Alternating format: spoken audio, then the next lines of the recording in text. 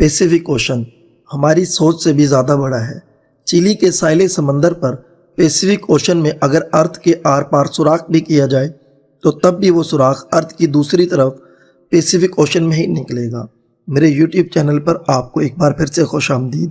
جن دوستوں نے چینل کو ابھی تک سبسکرائب نہیں کیا وہ چینل کو سبسکرائب کر لیں۔ ویڈیو پسند آنے کی صورت میں اپنے دوستوں کے ساتھ ضرور شیئر کیجیے گا۔ ناظرین، دنیا ٹوٹل 5 اوشنز پائے جاتے ہیں۔ ان 5 اوشنز میں سب سے بڑا اوشن پیسیفک اوشن کہلاتا ہے اور یہ ٹوٹل 165 ملین اسکوائر کلومیٹر کے ایریے پر پھیلا ہوا ہے۔ آپ کو یہ بات جان کر حیرت ہوگی کہ ہماری دنیا کی ٹوٹل لینڈ یعنی ٹوٹل خشک حصہ ہی 148 ملین اسکوائر کلومیٹر پر پھیلا ہوا ہے، جس کا مطلب یہ ہوا کہ باقی 4 اوشنز ہٹا کر صرف اگر پیسیفک اوشن کی بات کی جائے تو وہ اکیلا ہی ہماری پوری دنیا کے تمام پہاڑوں، ریگستان، جنگلات اور آئی لینڈ سے بھی کافی زیادہ بڑا ہے۔ اس پورے اوشن پر صرف چند ہی آئی لینڈز موجود ہیں اور وہ بھی اتنے چھوٹے کہ وہ اس عالی شان سمندر کے مقابلے میں صرف ایک ڈاٹ کے برابر دکھتے ہیں۔ اور سونے پہ سہاگا یہ وہ آئی لینڈز ہیں جن میں زیادہ تر کسی پر بھی انسان نے آج تک قدم نہیں رکھا۔ یعنی کل ملا کر بات کی جائے تو اگر کوئی شخص اس پیسیفک اوشن میں گم ہو جائے تو اس کو ڈھونڈنے کا چانس لگ بھگ نہ ہونے کے برابر ہے۔ لیکن آج آپ ایک ایسے انسان کی ریئل سٹوری جانیں گے جو اپنی چھوٹی سی بوٹ پر اس پیسیفک اوشن میں گم ہو گیا تھا، اور وہ بھی صرف 10 یا 15 دنوں تک نہیں بلکہ پورے 438 ڈیز، جی ہاں 438 دن۔ اس شخص نے ایکسیڈنٹلی ایک ایسا ورلڈ ریکارڈ بنا لیا تھا جس کو شاید کوئی چاہتے ہوئے بھی توڑنا پسند نہیں کرے گا۔ سمندر میں اکیلے سب سے زیادہ وقت گزارنے کا یہ ورلڈ ریکارڈ جوز سلواڈورو اورینگا نامی ایک شخص نے بنایا تھا، جس نے سمندر میں پورے 438 دن گزارے، اور وہ بھی صرف 7 فٹ کی چھوٹی سی بوٹ پر۔ لیکن سوال یہ ہے کہ آخر 14 مہینوں تک خوفناک سمندر میں یہ اکیلا زندہ کیسے رہا؟ لیکن اس سے پہلے ہم یہ جانیں گے کہ یہ سمندر میں گیا کیوں تھا۔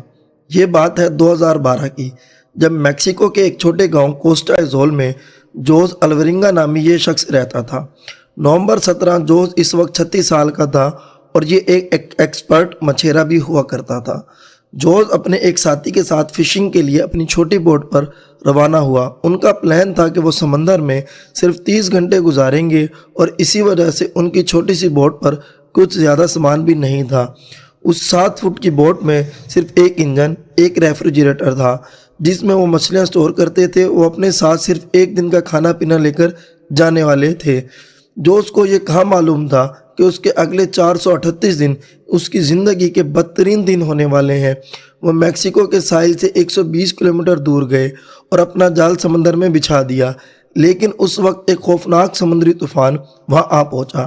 اپنی جان بچانے کے لیے وہ مچھلی کے جال کو وہیں چھوڑ کر واپس ساحل کی طرف الٹے پاؤں بھاگے۔ پورے 6 گھنٹے بوٹ کو مسلسل تیز رفتار میں بھگاتے ہوئے صبح کے 7 بجے وہ ساحل سے اب صرف 20 کلومیٹر دور تھے۔ ان کو اپنا گاؤں نظر بھی آنے لگا تھا۔ وہ اس طوفان کو کافی دور چھوڑ کر آ چکے تھے، لیکن اب ان کی قسمت نے کام کرنا چھوڑ دیا۔ ساحل سے صرف 20 کلومیٹر کی دوری پر ان کی بوٹ کا انجن خراب ہو گیا۔ اب نہ ہی ان کے پاس چپو تھے اور نہ ہی بوٹ کی ڈائریکشن کنٹرول کرنے والا سیل، لیکن ان کے پاس ایک ریڈیو تھا جس کے ذریعے انہوں نے اپنی لوکیشن اپنے باس کو بھیجی اور ان کے جواب کا ویٹ کرنے لگے۔ لیکن اس کے بعد جو ہوا وہ مچھیرے کے لیے کوئی گھنونا خواب ہوگا۔ جی ہاں، اپنے باس کے جواب کا ویٹ کرتے کرتے ان کے ریڈیو کی بیٹری بھی جواب دے گئی، اور اب دونوں مچھیروں کے باہر کی دنیا سے کانٹیکٹ ختم ہو چکا تھا۔ جوز الورینگا اور اس کا ساتھی ابھی اس شوق میں تھے کہ اچانک وہ ہوا جس کا بالکل بھی اندازہ نہیں تھا۔ تیز ہواؤں نے ان کو واپس سمندر کی طرف دھکیلنا شروع کر دیا تھا، اور جو ساحل ان کو نظر آ رہا تھا وہ آہستہ آہستہ ان سے دور ہوتا چلا گیا۔ ان کے باس نے ایک سرچ ٹیم بھی بنائی اور ان کو پیسیفک اوشن میں ڈھونڈا، لیکن اب بہت دیر ہو چکی تھی، کیونکہ جیسے دن گزرتے جا رہے تھے جوز اور اس کا ساتھی سمندر میں کافی دور جا چکے تھے اور ان کے بچنا کافی مشکل سمجھا جا رہا تھا۔ اس حادثے کو ابھی 5 دن گزر چکے تھے اور ہواؤں نے جوز کی بوٹ کو ساحل سے 450 کلومیٹر دور دھکیل دیا تھا۔ وہ سمندر کے ایسے حصے میں پہنچ چکے تھے جہاں ہر ڈائریکشن میں صرف اور صرف پانی نظر آ رہا تھا۔ ان کو معلوم تھا ان کی بوٹ اتنی چھوٹی ہے کہ اس کو دور سے بھی سپاٹ نہیں کیا جا سکتا، نہ ہی ان کے پاس کوئی فلیئر گن تھی اور نہ ہی وہ آگ لگا کر دھوئیں کے سگنل دے سکتے تھے۔ یعنی جوز الورنگا اور اس کے ساتھی کو اچھی طرح علم ہو چکا تھا کہ ان کے بچنے کے چانسز اب 1% سے بھی کم ہے۔ جو کھانا پینا وہ ساتھ لائے تھے وہ پہلے ہی ختم ہو چکا تھا، اس لیے اب پیٹ بھرنے کے لیے انہوں نے اپنے ہاتھوں سے ہی ان پرندوں کو پکڑنا شروع کر دیا جو ان کی بوٹ پر آ بیٹھتے تھے، یا پھر بوٹ کے آس پاس موجود مچھلیوں کو پکڑ کر کچا کھانے لگے۔ سمندر کا کھارا پانی پینے سے انسان کی موت ہو سکتی ہے، اسی وجہ سے انہوں نے بارش کا پانی سمندر میں تیرنے والی پلاسٹک بوٹلز میں جمع کر کے پینا شروع کیا۔ لیکن جب بارش کئی دنوں تک نہیں پڑتی تھی تب وہ اپنی پیاس بجھانے کے لیے مچھلیوں اور ٹرٹلز کا خون پیتے تھے، اور وہ بھی تب تک جب وہ ان کو پکڑنے میں کامیاب ہوتے تھے۔ دن گزرتے گئے اور پھر مہینے، یہ دونوں جس مینٹل ٹارچر سے گزر رہے تھے وہ امیجن کرنا بھی ہمارے لیے مشکل ہے۔ آخر کار جوز الورنگا کا ساتھی یہ ٹارچر برداشت نہ کر سکا اور 4 مہینوں کے بعد اس نے سوسائڈ کر لیا۔ اب اس چھوٹی سی بوٹ پر بات کرنے کے لیے جوز کے پاس کوئی نہیں تھا۔ وہ چاروں طرف گھرے اس سمندر میں اکیلا زندگی گزارنے لگا۔ میپ میں دیکھا جائے تو ایک اندازے کے مطابق جوز پیسیفک اوشن کے اس حصے میں موجود تھا۔ یہ دنیا کا خاموش ترین حصہ مانا جاتا ہے، حتیٰ کہ یہاں سے کارگو شپس بھی کبھی کبھار گزرتی ہیں۔ میکسیکو کے ساحل کو چھوڑنے 6 مہینوں سے بھی زیادہ ہو چکے تھے اور اس دوران جوز نے اپنے ساتھی کو بھی کھو دیا تھا، اسی وجہ سے کافی زیادہ فرسٹریٹڈ بھی ہو چکا تھا۔ ایک دن جوز کو دور سمندر میں ایک کارگو شپ گزرتی دکھائی دیتی ہے۔ پچھلے 6 مہینوں میں وہ پہلی شپ دیکھ رہا تھا۔ یہ منظر دیکھتے ہی اس کی زندہ رہنے کی امید واپس جاگنے لگی۔ جوز نے کارگو شپ کی طرف ہر طرح کے اشارے کیے، لیکن بدقسمتی سے شپ کے کریو کو یہ چھوٹی سی بوٹ نظر نہیں آئی، اور دیکھتے ہی دیکھتے اس کے زندہ رہنے کی امیدوں پر ایک بار پھر سے پانی پھر گیا۔ امیجن کریں کہ سمندر کے بیچوں بیچ ایک دن موت سے لڑنے کے بعد جب آخر کار جان بچانے کا آسرا ملے اور وہ بھی اگنور کر کے چلا جائے تو کیسا لگے گا۔ 11 مہینوں تک جوز اپنی اس چھوٹی سی بوٹ پر 8000 کلومیٹر ٹریول کر چکا تھا۔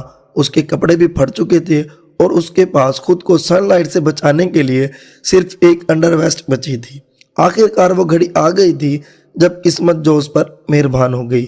30 جنوری 2014 کو، یعنی پورے 14 مہینوں کے بعد، جوز نے آس پاس پانی میں ناریل تیرتے ہوئے دیکھے۔ وہ سمجھ گیا کہ کوئی آئی لینڈ قریب آ چکا ہے۔ جان لگے ناریل درختوں سے ٹوٹ کر پانی میں تیر رہے ہیں۔ تھوڑی دیر بعد اسے واقعی ایک آئی لینڈ نظر آنے لگا۔ اس کو ڈر تھا کہ یہ آئی لینڈ بھی کہیں اس سے مس نہ ہو جائے، اسی وجہ سے وہ پانی میں کود گیا اور سوئم کر کے آئی لینڈ پر پہنچ گیا۔ پچھلے 14 مہینوں میں جوز نے پہلی بار کسی زمین پر قدم رکھا تھا۔